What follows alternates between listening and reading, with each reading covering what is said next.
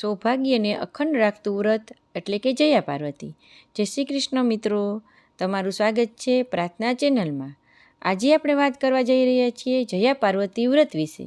આ વ્રત ક્યારે છે, કેવી રીતે કરવું અને તેનું શું મહત્ત્વ છે, આ વ્રત કોણે કોણે કર્યું હતું તે બધું આજના વિડીયોમાં આપણે જોશું.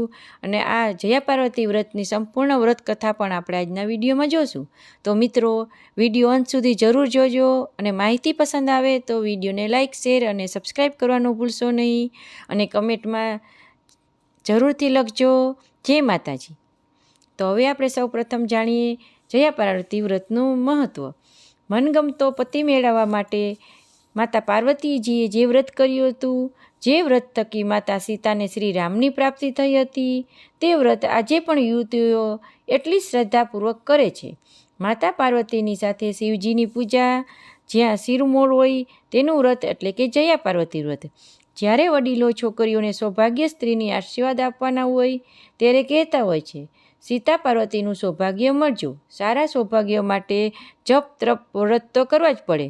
ગુજરાતમાં કુંવારિકાઓ સંસ્કારી પતિ મળે તે માટે તથા સૌભાગ્ય સ્ત્રીઓ પોતાના અખંડ સૌભાગ્ય માટે તથા ઉત્તમ સંતાનની પ્રાપ્તિ માટે જયા પાર્વતી વ્રતનું શ્રદ્ધાપૂર્વક કરે છે.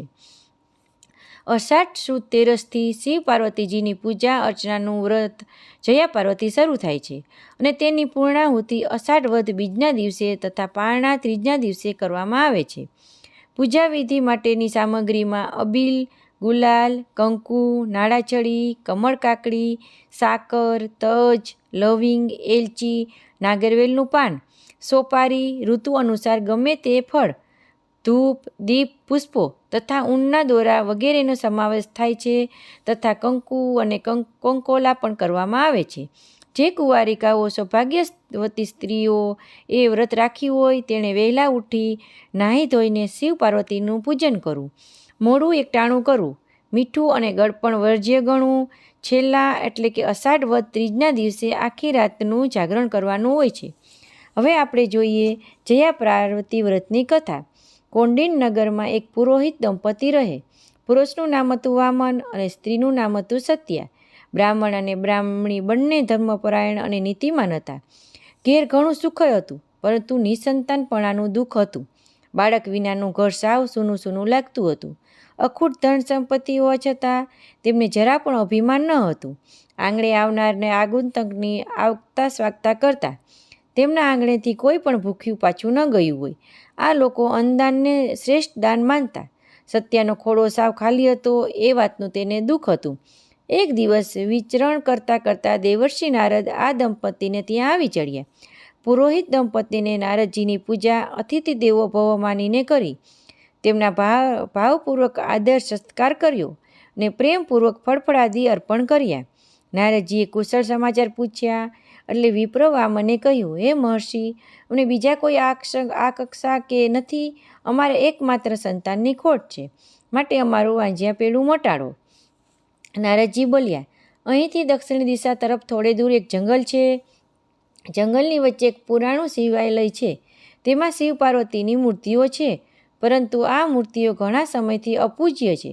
કોઈ મંદિરનો સંભાળ લેતું નથી, તેમજ પૂજા પણ કરતું નથી. માટે તમે જો પૂજા કરશો તો તમારો મનોરથ જરૂર પૂર્ણ થશે. વળી એક અદ્ભુત શિવલિંગ પણ ત્યાં છે, એની પણ કોઈ પૂજા કરતું નથી. ત્યાં જઈ તમે શ્રદ્ધાપૂર્વક નિષ્ઠાપૂર્વક સેવા કરો. ભોળાનાથ સદાશિવ તમને જરૂર સંતાન આપશે. આટલું કહી નારદજી વિદાય થયા. પુરોહિત દંપતીએ નારદજીના આદેશ અનુસાર ત્યાં આસ્થા આવી અને શિવ પાર્વતી શિવલિંગને મંદિરે પડેલા પાંદડા, ઝાખરા વગેરે વળી જોડીને પૂજા કરી.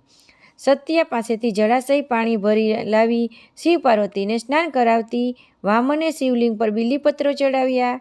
આ દંપતી શિવ પાર્વતીની નિયમિત પૂજા કરવા માંડી.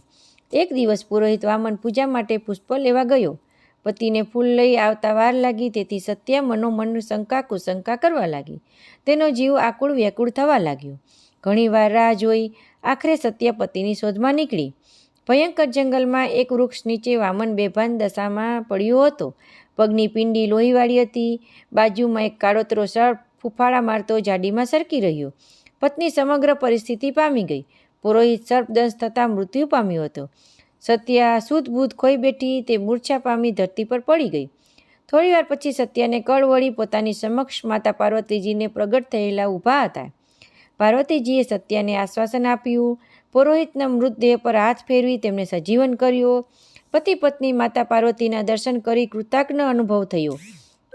માતા પાર્વતીજીને પ્રસન્ન થઈ વરદાન માગવા કહ્યું. આ દંપતી સંતાનની માગણી કરી. પાર્વતીજીએ કહ્યું, તમે જયા પાર્વતીનું વ્રત કરો, તમારી આશા જરૂર પૂરી થશે. સત્યાએ પાર્વતીજીની વ્રતની વિધિ પૂછી. પાર્વતીજી બોલ્યા, આ વ્રત અષાઢ સુદ તેરસના રોજ લેવું અને વદ ત્રીજના રોજ વ્રત પૂર્ણ કરવું. વ્રતધારીએ આ 5 દિવસ મોડું અથવા ગળ પણ ખાવું નહીં. એકટાણું કરવું. છેલ્લા દિવસે રાતનું જાગરણ કરવું. વ્રતની ઉજવણી વખતે સૌભાગ્ય સ્ત્રીને ત્યાં તેના પતિ સહિત પોતાને ત્યાં જમવા આમંત્રણ આપવું અને પ્રેમપૂર્વક જમાડવા. સૌભાગ્યવતી સ્ત્રીને કંકુ, કાજલ, કાંસકી વગેરે સૌંદર્ય પ્રસાધનો દાનમાં આપવા. આ પ્રકારે વ્રત કરનાર અખંડ સૌભાગ્ય પ્રાપ્ત થાય છે અને તેને પતિનો વિયોગ કદી ભોગવવો પડતો નથી. સંતાન સુખ મળે છે. આટલું કહી પાર્વતીજી અંતર્ધ્યાન થઈ ગયા. આ પુરોહિત દંપતી જ્યાં પાર્વતીજીનું વ્રત અનુસાર કર્યું. છેલ્લા દિવસે જાગરણ કરી, ભજન કીર્તન કર્યા. અષાઢ વદ ત્રીજના દિવસે ઉથ્યાપન એટલે કે વિસર્જન કર્યું. વ્રત પૂર્ણ થયા પછી પુરોહિત દંપતીની આશા ફળી અને તેમને ત્યાં કાર્તિકેય જેવો રૂપાળો પુત્રનો જન્મ થયો. સત્યા અને વામનને જયા પાર્વતીનું વ્રત ફળ્યું અને નિસંતાનપણાનું દુઃખ દૂર થયું. કહેવાનો તાત્પર્ય એ છે કે સમગ્ર વિશ્વ નાદ અને બિંદુ સ્વરૂપ છે. નાદ એ શિવ અને બિંદુ એટલે કે શક્તિ. એટલે કે સમગ્ર વિશ્વ શિવ અને શક્તિનું સ્વરૂપ છે. નારદજી શિવજી જગતનો પિતા છે અને બિંદુરૂપ પાર્વતીજીને જગતની માતા છે. આદ્યશક્તિ જગદંબા છે. આ બંનેનું સંયુક્ત રૂપ જ શિવલિંગ કહેવાય છે. સત્યા અને વામને શિવલિંગની પ્રેમપૂર્વક પૂજા કરી. જગત પિતરો વંદે પાર્વતી પરમેશ્વરો.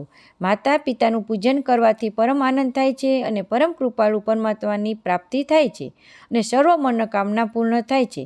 માટે શિવલિંગની નિત્ય પૂજા કરવી જોઈએ. મિત્રો, આ હતી જયા પાર્વતીની વ્રત કથા. તમને આજનો આ વિડીયો કેવો લાગ્યો તે કમેન્ટ કરીને જરૂર જણાવજો. અને તમને આ વિડીયો પસંદ આવ્યો હોય તો વિડીયોને લાઈક અને તમારા ફ્રેન્ડ સર્કલ અને પરિવારજનો સાથે જરૂરથી શેર કરજો.